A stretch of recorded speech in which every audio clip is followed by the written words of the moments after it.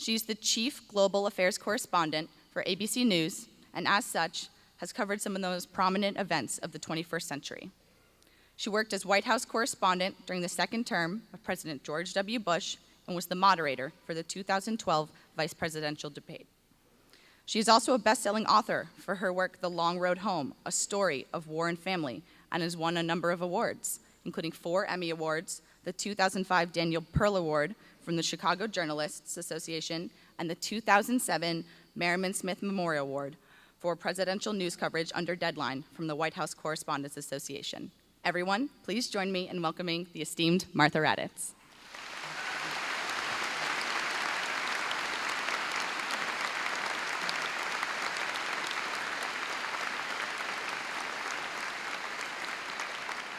Maddie's a tough act to follow.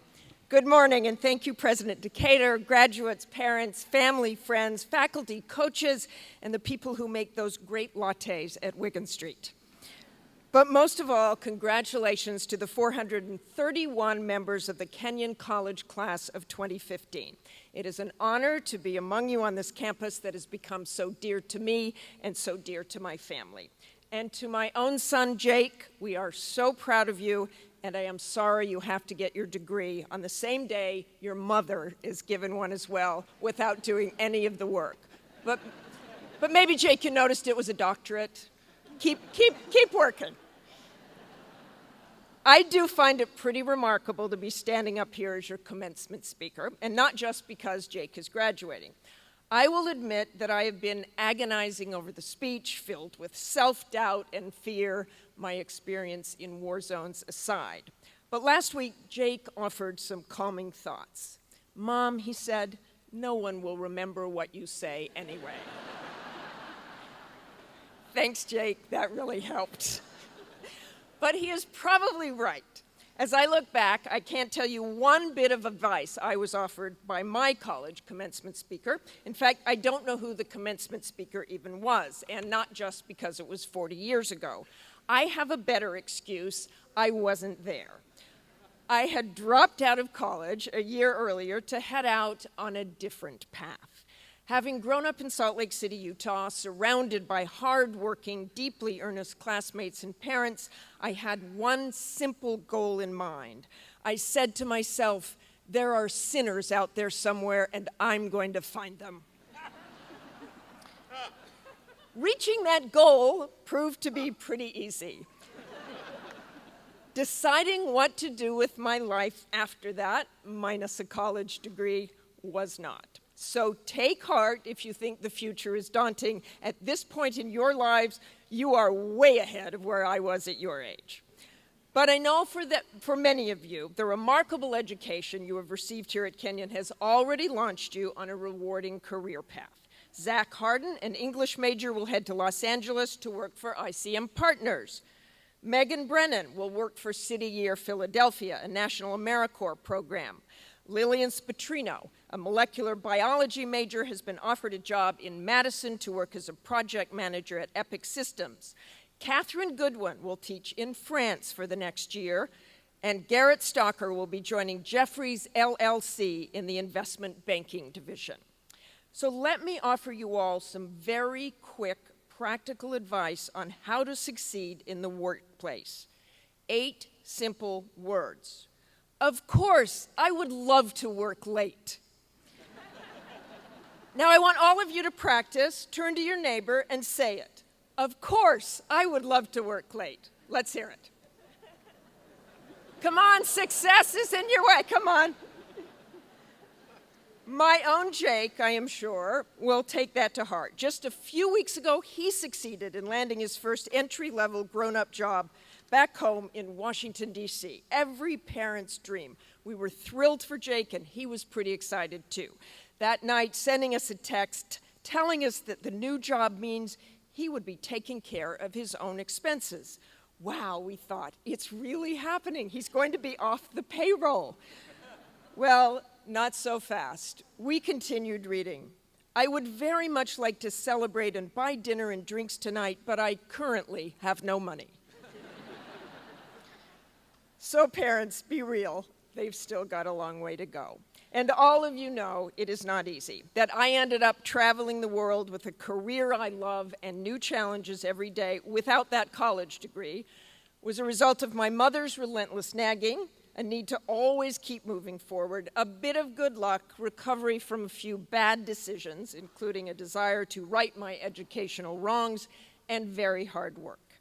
But as informed as I am, as much as I have seen and done, I still feel uncomfortable giving advice, except for motherly counsel, which will never end.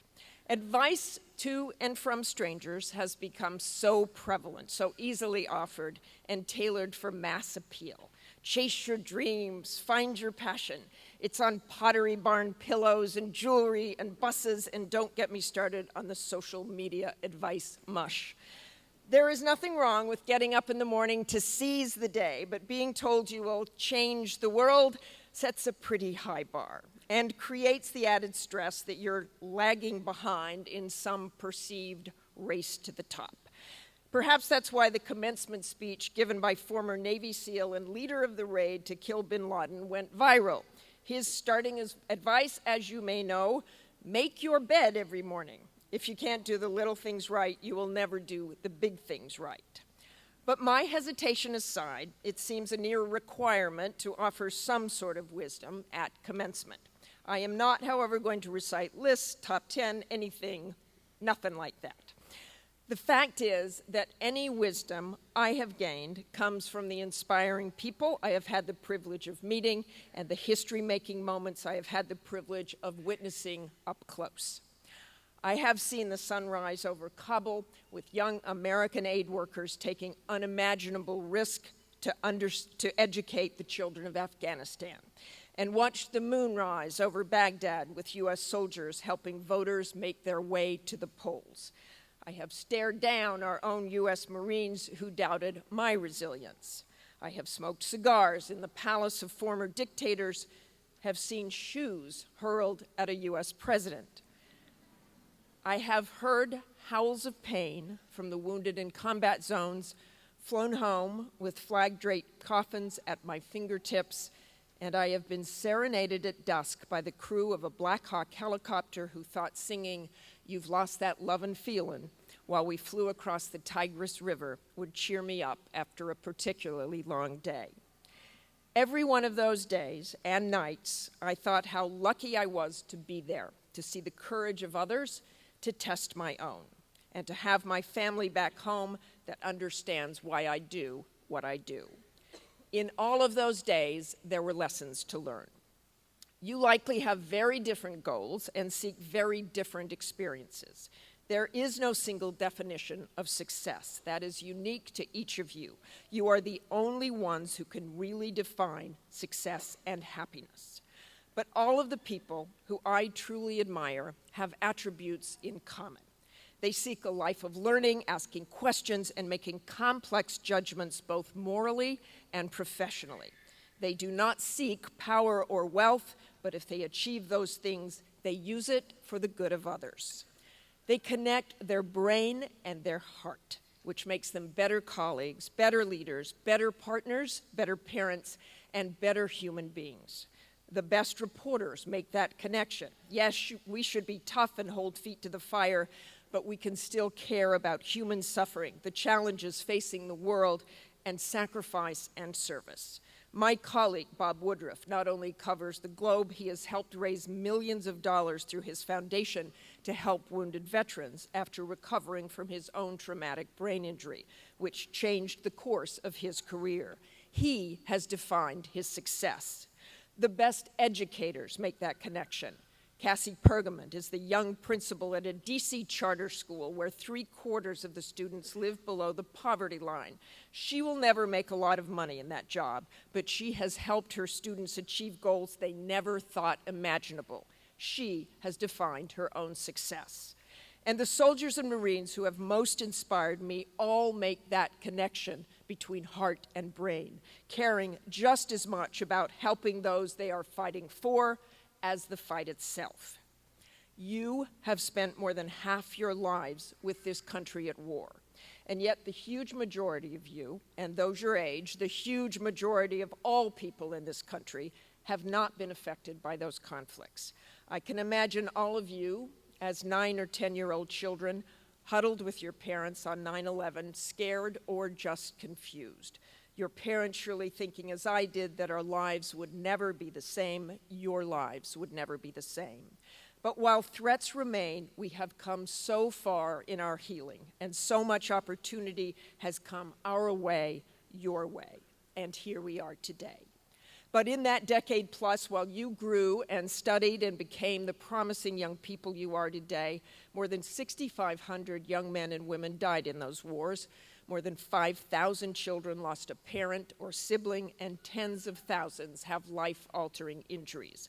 None of the veterans and their amazing families who I know want credit or special attention for what they do for this country. None of the wounded want pity or see themselves as victims. One young Marine veteran I know who lost both legs in Iraq went on to earn a law degree and an MBA. As for the loss of his legs, Andrew Kynard has not let that define his success. It is part of his life, but not all of his life. I surround myself with people like Bob and Cassie and Andrew.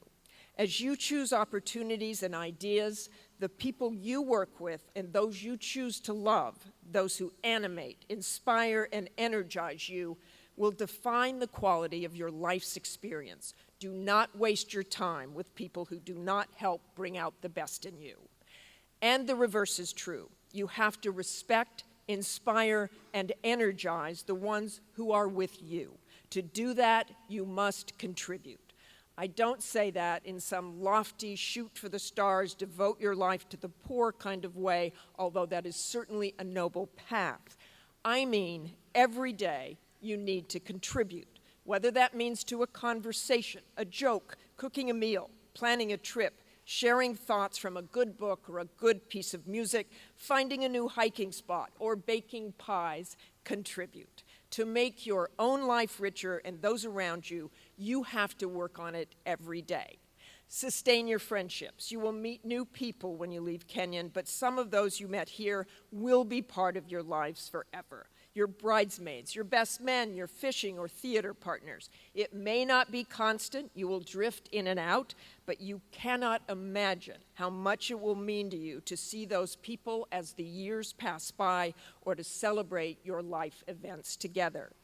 And look to those people who find balance. I am proud of my career, but I am prouder that I have raised 2 children who are kind, loving, funny, and who try to contribute every day. Whatever path you take personally, whether a parent, an adventurer, a writer, or an executive, that personal part of your life should be paramount.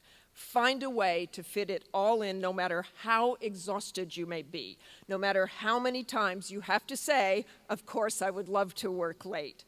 Fit in the personal part of your life that matters and do it with energy and enthusiasm. Some of my happiest times in recent years have been coming to this campus. Yes, crammed between trips or stories, but screeching into the football field parking lot after a 7-hour drive to see Coach Monfiletto guide his team through what were some pretty tough days. To see those other parents who made the same effort meant more to me than any awards or accolades I have ever received. There is no place I would rather have been on those Saturdays than here. I was pretty proud that I made it to 8 of 10 games over each season, although I later learned this is how Jake describes what I thought was a good effort on my part. My mom missed my best game. When you walk off campus today, you may forget this speech, you may forget some of what you learned at Kenyon, but I know you will remember how you feel about this campus. And that feeling of self-discovery so ingrained at life at Kenyon and so ingrained in me will keep you moving forward. Finding the right path, your own definition of success, contributing every day, and striving for balance will be jarring and unsettling at times. But take it from me, who finally holds a college degree in my hands, you can take the scenic route. Go ladies, go lords, go get 'em. Thank you very much.